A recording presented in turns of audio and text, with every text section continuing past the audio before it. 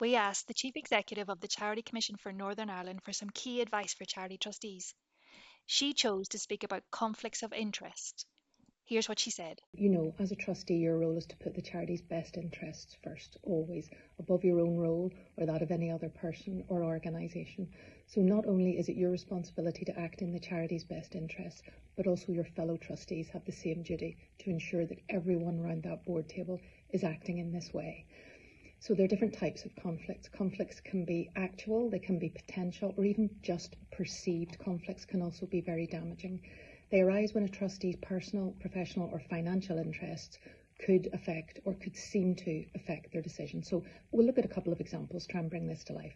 If there's a company that you have an interest in and it's bidding for work from the charity, you mustn't take part in the selection process. You have to step away from that completely. Otherwise, the charity could face accusations of unfairness. Or if you or someone else connected to you, closely connected to you, wants to apply for a job at the charity, again, you have to declare your interest and if possible, and if the board agrees, step away from that entirely.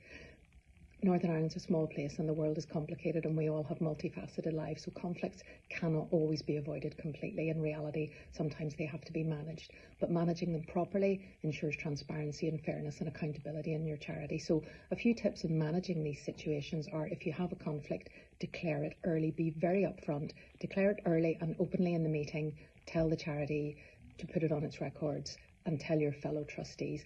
Step out if needed. So once it's declared, the board can discuss it if it arises in a meeting and decide whether you need to step out there and then. But if it's an ongoing thing and the conflict is significant, you may need to step out of an entire process and not just one meeting, and maybe not see anything to do with that process, not see the papers, not have the details.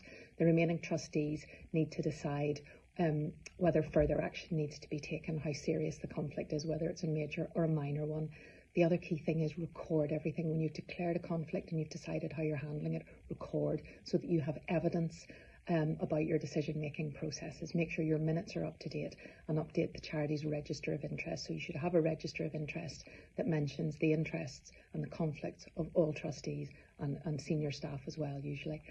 And if there are serious or repeated cases of a conflict, a trustee may even need to step down from their role in the charity or withdraw completely from a whole area of activity, because some conflicts simply cannot easily be managed. So managing conflicts of interest properly really protects the charity, it maintains trust, and it protects the trustees too. So this has just been a short piece, but I hope you found it useful, and thank you for watching.